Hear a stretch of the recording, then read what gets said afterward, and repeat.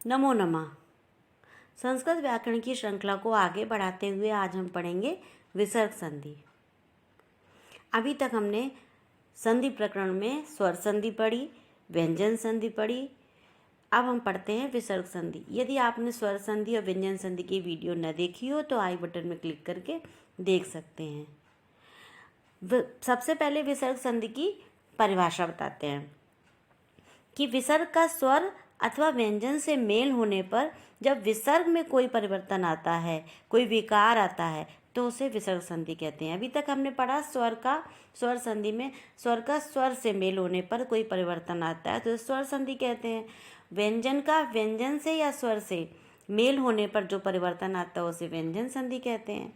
इसी तरीके से विसर्ग का स्वर से या व्यंजन से मेल होने पर जब विसर्ग में कोई परिवर्तन आता है तो उसे विसर्ग संधि कहते हैं। विसर्ग संधि 6 प्रकार की बताई गई हैं। नंबर 1, विसर्ग का सा होना। सा मतलब उसमें स्वर नहीं है, सा होना। विसर्ग का ऊ होना। नंबर 2। नंबर 3, विसर्ग का या और या का लोप हो जाना। नंबर 4, विसर्ग का रा होना। नंबर 5, विसर्ग का विसर्ग ही रहना।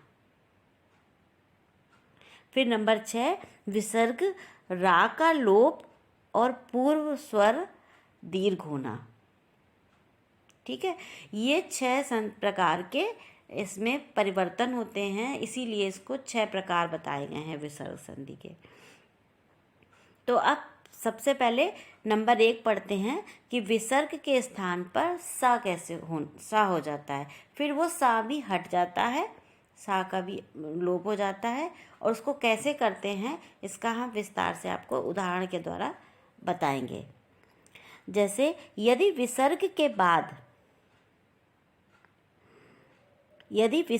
बाद चा छा टा ठा ता था यानी कि प्रथमा और द्वितीया कोई भी वर्ण आता है तो विसर्ग के स्थान पर सा हो जाता है।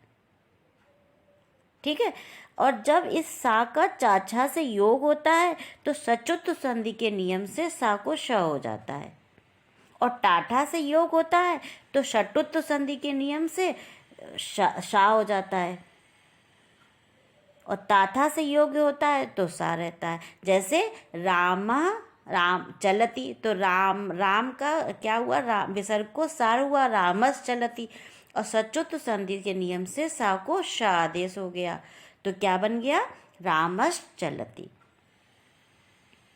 ठीक, इस तरीके से इसमें ये परिवर्तन हुआ।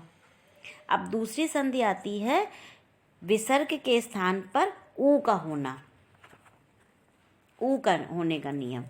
इसमें क्या होता है, यदि ह्रस्व अ पर विसर्ग हो और विसर्ग के आगे ह्रस्व आ अथवा वर्ग तृतीय चतुर्थ पंचम वर्ण या र ल व हा इन 21 अक्षरों में से कोई अक्षर हो तो विसर्ग के स्थान पर ऊ हो जाता है। ठीक, आप परिभाषा को समझिए, उसी हिसाब से इसका प्रयोग करिए। तो कैसे, आप उदाहरण से देखिए। जैसे पयोधरा, तो कैसे हुआ, पया प्लस धरा। अब विसर्ग, अब य को विसर्ग की जगह पर ऊ लगा दिया और ऊ का गुण संधि से आ और ऊ मिलके गुण संधि हो गई तो यो ओ बन गया तो पयोधरा हो गया। इसी तरीके से और भी उदाहरण है, सोअपी, सा आपी सोअपी हो गया। ठीक है, अब तीसरी संधि आती है विसर्ग का या होना और या का लोप हो जाना। विसर्ग के पूर्व आ हो और विसर्ग के आगे कोई स्वर हो तो विसर्ग का या होता है और या का विकल्प से लोप हो जाता है। जैसे रामा आगता, रामा आगता में विसर्ग की जगह पर क्या लगाया हमने, या लगाया, रामया आगता। इस तरीके से देवा इही, देवा या लगा के देवा इही। क्लियर है, तो या लगाते हैं फिर विकल्प से लोप कर देते हैं। और इसमें एक और है कि भो भगो अघो शब्दों के विसर्ग का भी स्वर आगे रहते या का लोप हो जाता है। जैसे भो प्लस देवा, तो इसमें भो के विसर्ग का या लोप कर देते हैं, तो क्या हो जाता है भो देवा। इसी तरीके से भगो प्लस नमस्ते, तो भगो नमस्ते। ठीक है, भगो के बाद या लगाया, या का लोप कर दिया। अघोष याही, तो अघो याही का क्या किया, सा लगाया, सा को हटा दिया, लोप कर दिया, अघो याही हो गया। ठीक है, विसर्ग का रा होना। चौथी संधि में क्या है, विसर्ग जो होती हैं उस विसर्गों का रा हो जाता है और रा का भी फिर लोप हो जाता है। यदि आ को छोड़कर और किसी स्वर जैसे ई उ ए ऐ ओ औ इनके आगे सा या विसर्ग हो तो क्या करते हैं कि विसर्ग तो या फिर क्या हो, तीसरा चौथा पांचवा यारा लावा हा में से कोई अक्षर हो तो सा का विसर्ग का रा हो जाता है, सा या विसर्ग का रा हो जाता है।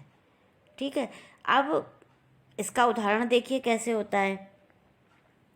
जैसे और मुनि आगता, तो मुनि प्लस आगता, तो मुनि का रा कर दिया तो मुनि रागता हो गया।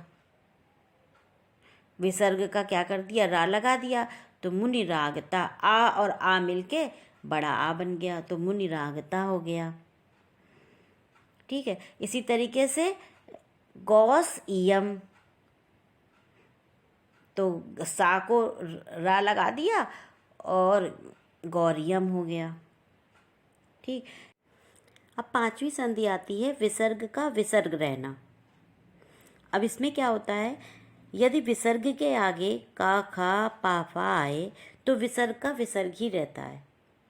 जैसे बालकः पठति, अब बालक के बाद दूसरे पद में क्या आया है, पठति का पा है, तो इसमें क्या होगा, कोई भी परिवर्तन नहीं होगा। क्या होगा, बालकः पठति, विसर्ग का विसर्ग ही रहेगा।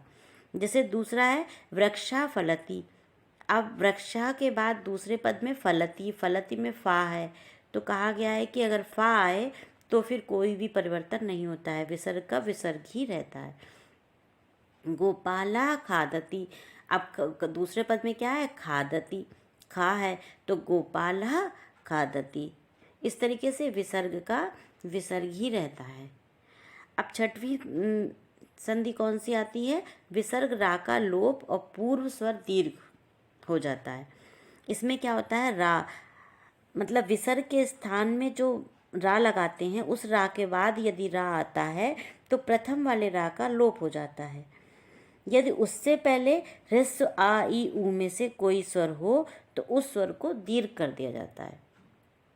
जैसे विष्णु रक्षति, अब विष्णु के में विसर्ग है, विसर्ग को क्या किया, रा लगा दिया, अब विष्णुर रक्षति हो गया।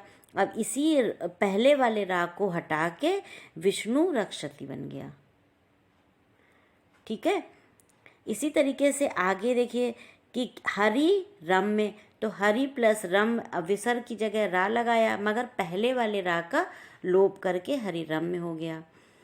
पुनर्रमते, तो विसर्ग की जगह रा लगाया और उस पहले वाले रा का लोप करके पुनर्रमते हो गया, दीर्घ कर दिया, पुनर्रमते हो गया। अंतर्राष्ट्रीय, तो अंतर विसर्ग की जगह रा लगाया फिर राष्ट्रीय लिखा, अंतर्राष्ट्रीय हो गया। आगे की व्याकरण हम अगली कक्षा में चर्चा करेंगे। अगर आपको हमारी वीडियो अच्छी लगी हो तो लाइक करें, शेयर करें और आगे के नोटिफिकेशन के लिए हमारे चैनल को सब्सक्राइब करें।